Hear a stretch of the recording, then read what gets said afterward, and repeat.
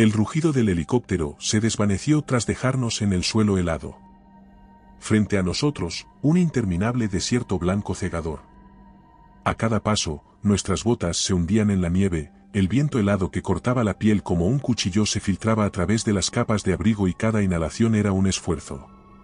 Éramos 6, y aunque estábamos acostumbrados a misiones imposibles, algo en ese lugar hizo que todos mantuviéramos un silencio tenso.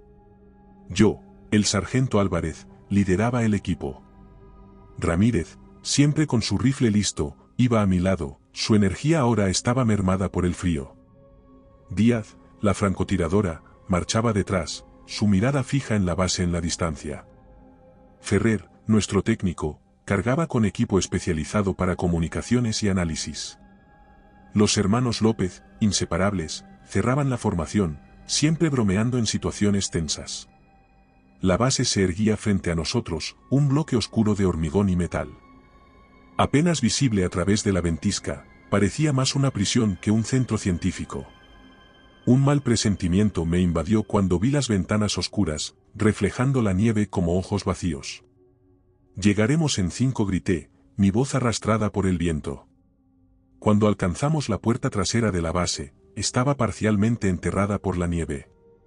Ferrer tuvo que usar una pequeña carga para abrirla. El sonido de la detonación fue tragado por la tormenta. Entramos rápidamente, y la puerta se cerró detrás de nosotros con un estrépito. Adentro, el silencio nos envolvió.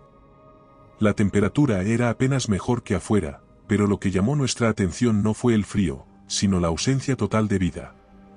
Las luces de emergencia parpadeaban débilmente, proyectando figuras que se estiraban y encogían en las paredes. Una sensación de opresión llenaba el aire. Las primeras habitaciones estaban en un estado de abandono inquietante. Papeles científicos esparcidos por el suelo, mesas volcadas, instrumentos destrozados. Había un olor extraño en el aire, metálico y ácido. Me agaché para recoger un archivo caído. Las hojas estaban manchadas con lo que parecía ser líquido rojo y pegajoso. El primer signo evidente de violencia apareció en el pasillo que conectaba las áreas comunes con los laboratorios.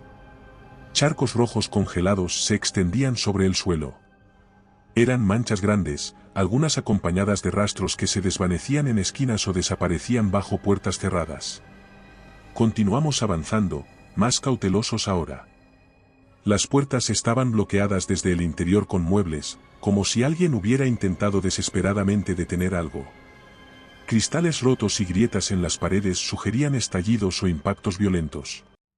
Las marcas de uñas en las puertas me dejaron helado, arañazos profundos, como si alguien hubiera intentado escapar de algo, o contenerlo.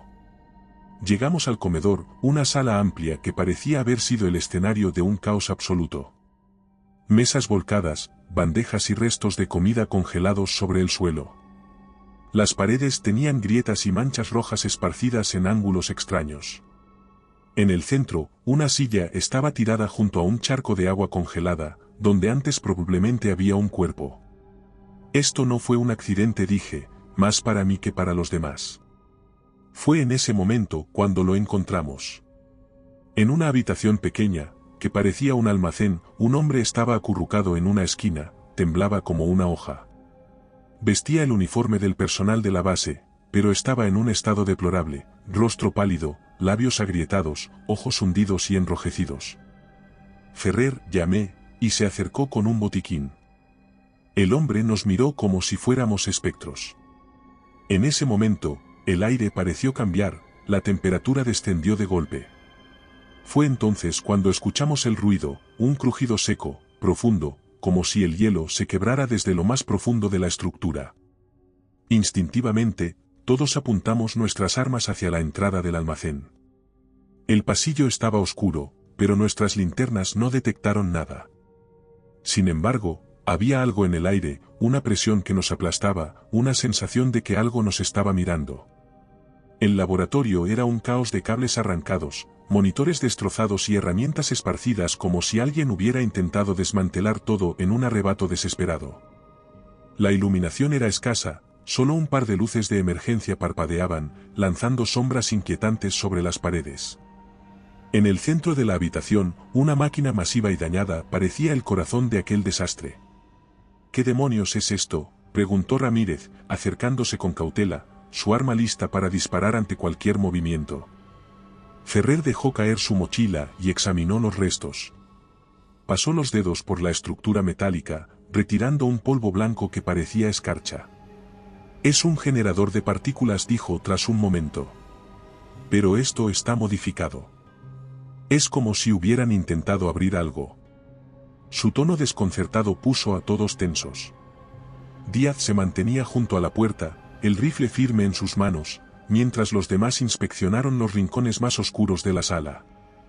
Yo permanecía cerca, observando cómo sus manos revisaban los controles destrozados y las conexiones chamuscadas. ¿Abrir qué exactamente?, pregunté. El técnico no respondió de inmediato. Su rostro reflejaba una mezcla de miedo y fascinación. Finalmente dijo, un portal. No hubo tiempo para más explicaciones. Una ráfaga de viento helado atravesó la sala, apagando las luces por un segundo eterno. La temperatura, ya insoportablemente baja, cayó de golpe, convirtiendo nuestras respiraciones en una niebla espesa que se extendía por el aire. Díaz fue la primera en reaccionar. «Algo está ahí», gritó, girando hacia un rincón y disparando 3 veces. El estruendo de los disparos sonó en el silencio, pero cuando corrimos hacia ella, no había nada. Solo el reflejo de nuestras linternas en los cristales helados de los monitores rotos. «Díaz, ¿qué viste?», pregunté, manteniendo la calma en mi voz, aunque sentía el corazón martillándome el pecho. No lo se respondió, su voz temblaba. Era una figura, pero se movía como si respirara. Decidimos retroceder, pero el frío nos seguía, como si tuviera voluntad propia. Cada paso que dábamos era más pesado, y el aire parecía más denso, como si estuviéramos siendo arrastrados hacia la oscuridad. El científico, que nos había acompañado, se sentó en una esquina de la sala, temblando. A medida que pasaron las horas, los fenómenos se intensificaron. Las figuras en las paredes parecían moverse por sí solas, distorsionándose en formas imposibles bajo nuestras linternas. Escuchábamos pasos pesados, pero nunca había nadie allí cuando girábamos. Entonces comenzó la paranoia. Uno de los hermanos López empezó a comportarse de manera extraña. Se apartaba del grupo, hablando por lo bajo, mirando de reojo a los demás. En un momento, estalló, apuntando con su arma a Ferrer. «¿Eres tú? Nos estás llevando directo a esa cosa». «Baja el arma», ordené, poniéndome entre ambos. «No podemos confiar en él. Él lo trajo aquí».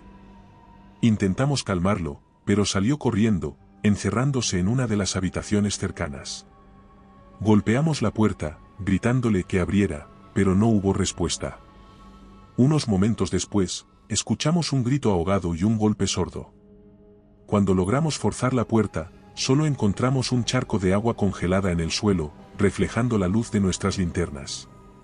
El cuerpo se había desvanecido, como si nunca hubiera estado allí. El científico nos miró, diciendo, «Se los llevará a todos, uno por uno». Díaz se acercó a mí, su rostro pálido. «Esto está acabando con nosotros, sargento. No podemos quedarnos aquí». El silencio de la base era opresivo, roto solo por el crujido lejano del hielo y nuestros pasos que sonaban en los pasillos congelados. Solo quedábamos 4, Ferrer, Díaz, Ramírez y yo. Habíamos decidido que la única manera de salir de ese infierno era destruir la máquina que había comenzado todo. Pero llegar al laboratorio significaba atravesar un laberinto helado que jugaba con nuestra cordura. El técnico cargaba las minas con manos temblorosas, mientras yo lideraba el grupo. Díaz iba detrás, cubriendo la retaguardia con su rifle, y Ramírez apenas podía mantenerse en pie. La entidad lo había tocado antes, y el hielo parecía estar arrastrándose bajo su piel. El frío era insoportable. Mis dedos, a pesar de los guantes térmicos, estaban entumecidos, y cada inhalación quemaba mis pulmones. Nuestra visión comenzó a fallar. Las luces de nuestras linternas se torcían en ángulos imposibles, proyectando figuras que nos asustaban.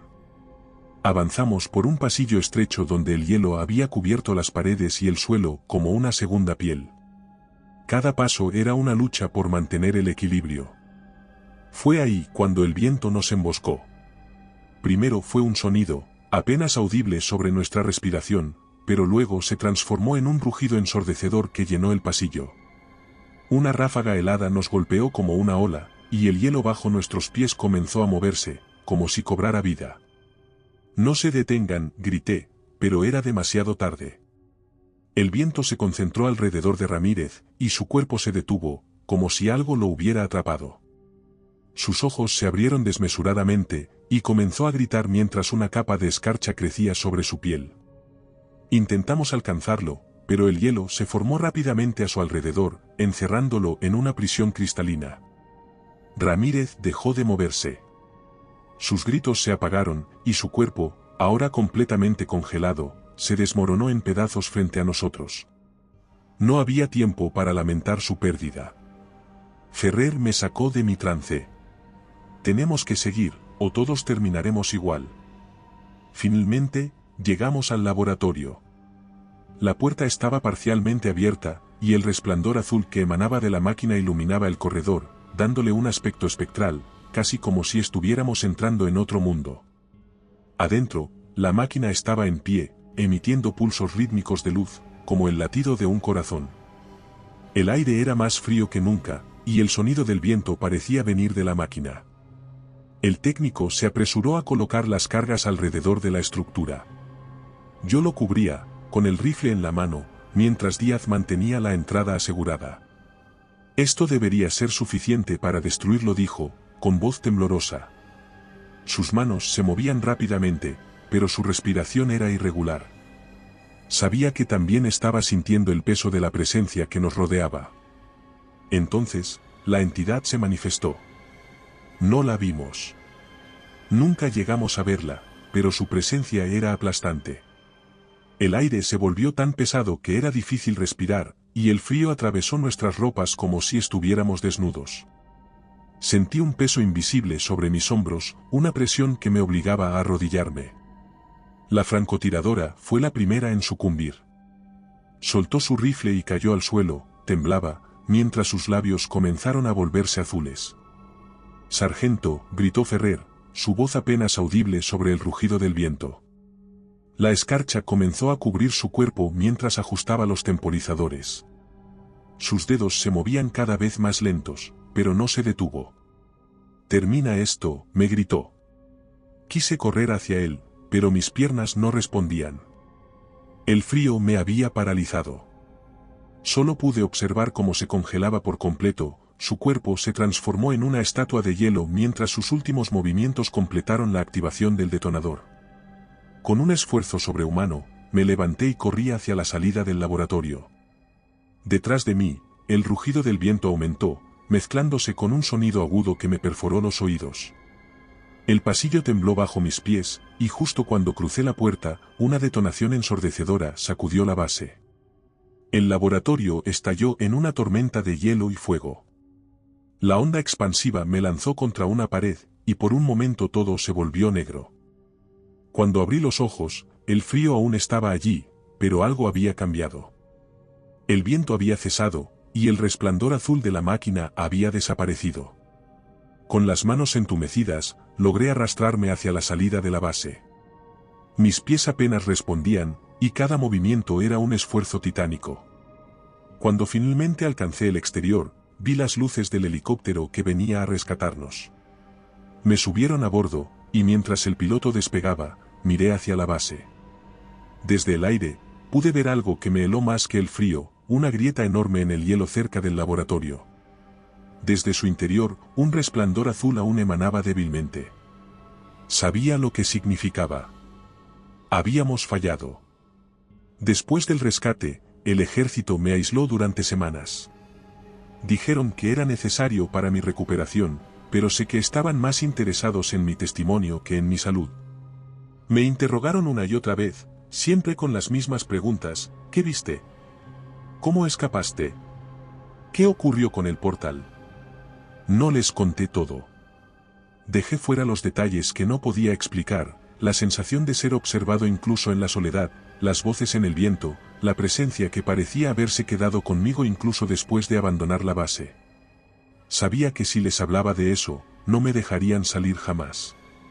Finalmente, me dieron el alta. Me recomendaron una vida tranquila y me entregaron una pensión por servicios excepcionales. Me instalé en un pequeño apartamento en el sur, lejos del frío, buscando algo parecido a la paz. Pero la paz no llegó. El primer incidente fue en pleno verano. El calor era sofocante, y me encontraba sentado en la sala con todas las ventanas abiertas. De repente, sentí un escalofrío. Fue tan repentino y tan intenso que me quedé paralizado. La piel se me erizó, y me costaba respirar. Miré a mi alrededor, buscando alguna explicación, pero no había nada. Y entonces lo escuché por primera vez. Una voz, apenas audible, perdida entre el sonido de fuera. No distinguí palabras, pero sentí como mi nombre flotaba en el aire. Álvarez. Me levanté de golpe, buscando la fuente del sonido. Pero no había nadie. Cerré todas las ventanas, me aseguré de que la puerta estuviera bloqueada, y pasé el resto de la noche despierto, con una manta alrededor y mi pistola al alcance de la mano. Los incidentes se volvieron más frecuentes. Una noche, mientras dormía, desperté temblando. La habitación estaba gélida, como si alguien hubiera abierto un portal directo a la Antártida. Mi aliento era visible en el aire, y el reloj en la mesilla marcaba las 3:33. Miré alrededor, con el corazón latiendo con fuerza, pero no vi nada. A veces, las luces parpadeaban sin razón. Los espejos reflejaban siluetas que no coincidían con la mía. Otras noches, el sonido volvía, más fuerte y más claro. Álvarez, ven. Intenté buscar ayuda. Fui a médicos, psicólogos, incluso un sacerdote. Todos me dijeron lo mismo: es estrés postraumático, es tu mente jugando contigo. Pero yo sabía que no era eso. Ahora, ya no intento escapar. Sé que el frío me sigue. Incluso en los días más cálidos, lo siento en mi piel, en mis huesos. Y en las noches, siempre está ahí, en el sonido del viento. No estoy solo. Nunca lo estaré. El frío se aseguró de eso. Y recuerda, si te ha gustado mi historia, no dudes en hacérmelo saber en la barra de comentarios, y dando like y suscribiéndote nos apoyas para poder continuar trayéndote más historias como esta. Además, puedes encontrar ahora nuestros libros en Amazon. Nos despedimos desde el terreno misterioso.